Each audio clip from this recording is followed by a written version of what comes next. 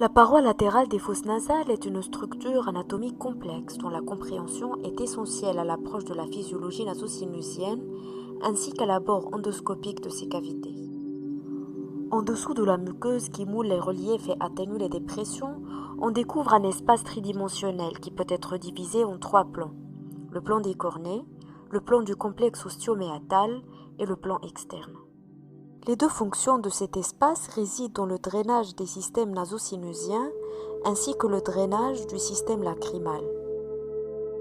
La paroi latérale de la fosse nasale est subdivisée en trois régions par rapport aux cornées. Cette subdivision revêt un intérêt chirurgical. La région préturbinale, la région susturbinale et la région turbinale. La région préturbinale est située en avant des cornées. Elle est de forme triangulaire à base antérieure. Elle comprend deux segments, un segment antérieur et un segment postérieur. Le segment antérieur de la région préturbinale est représenté par la paroi médiale du nez. Postérieur représentant la partie antérieure de la paroi latérale de la cavité nasale, formée en avant par le processus frontal du maxillaire, en haut et en arrière par le tiers antérieur de la face interne du labyrinthe ethmoïdal. Cette région présente la CI de la cellule d'Aguernazy qui est la première cellule ethmoïdale.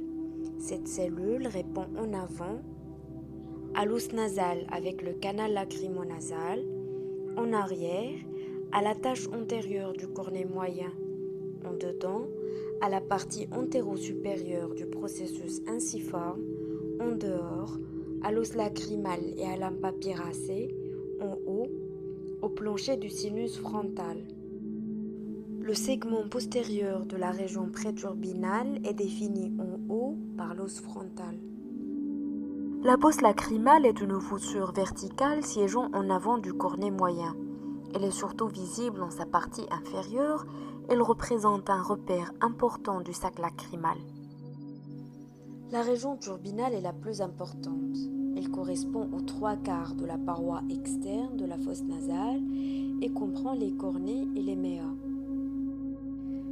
Le cornet moyen se détache de la face médiale du labyrinthe ethmoïdal. Il s'agit du cornet le plus développé. Il est plus court et plus haut que le cornet inférieur.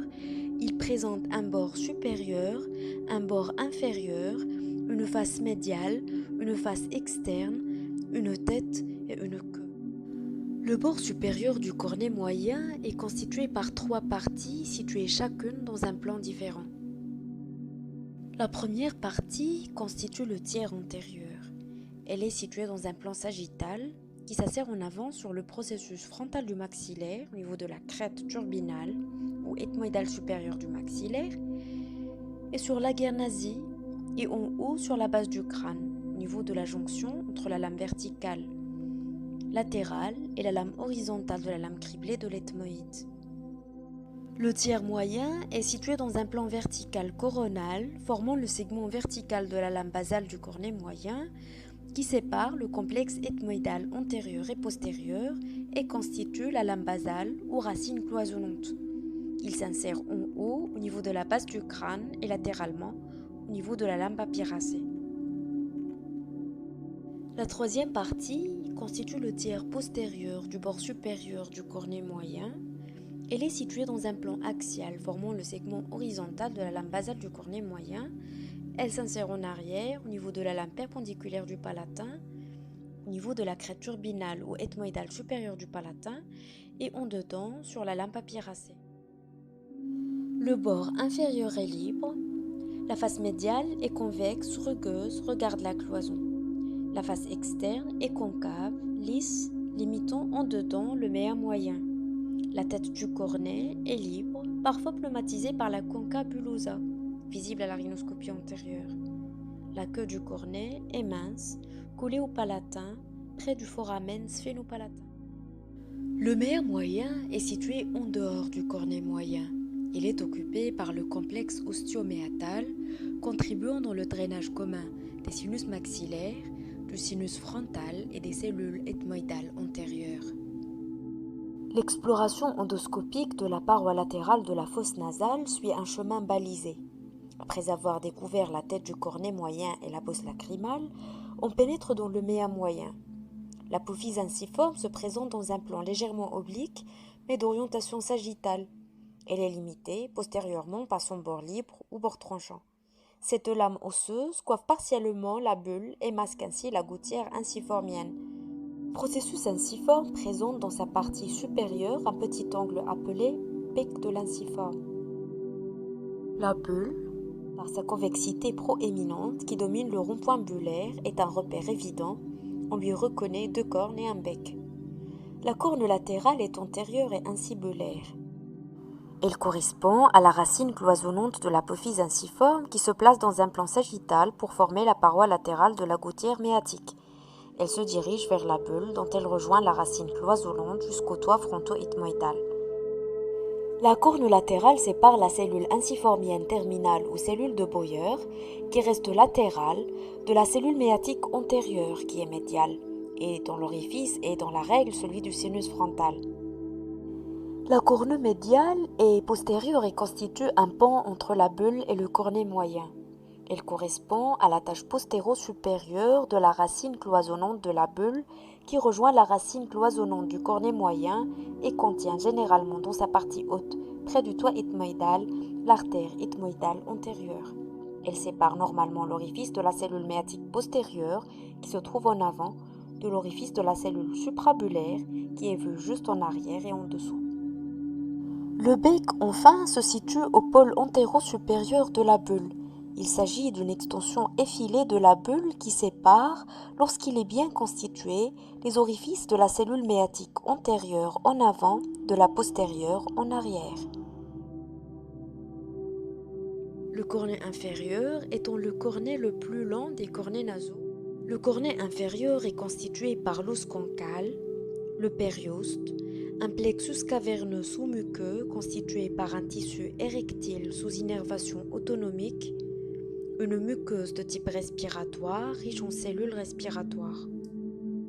Grosso modo, le cornet inférieur est constitué par un bord inférieur libre, un bord supérieur qui coupe en diagonale l'aire du sinus maxillaire. Il est attaché par son quart antérieur à la crête turbinale inférieure du maxillaire et par son quart postérieur à la crête turbinale inférieure du palatin. Le méa inférieur ou méa lacrymal est limité en dedans par la face externe du cornet inférieur.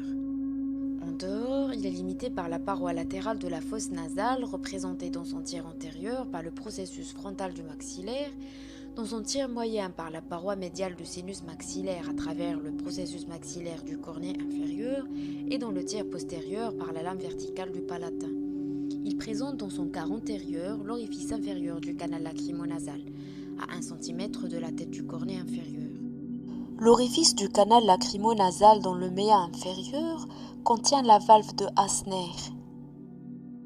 Le cornet nasal supérieur est issu de la face médiale de la masse latérale de l'ethmoïde par sa lame basale. Il est situé au-dessus de la moitié postérieure du cornet sous-jacent, fixé par son bord supérieur à l'ethmoïde, alors que tout le reste de son corps est libre.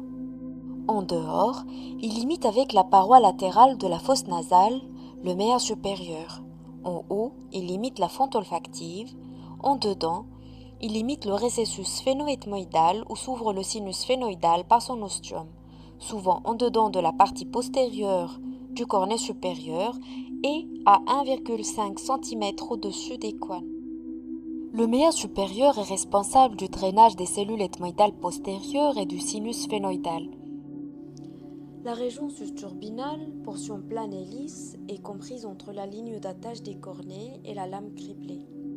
Elle dessine en arrière avec le sphénoïde une dépression qui correspond au récessus ethmoïdo-frontal, où s'ouvre l'ostium du sinus sphénoïdal.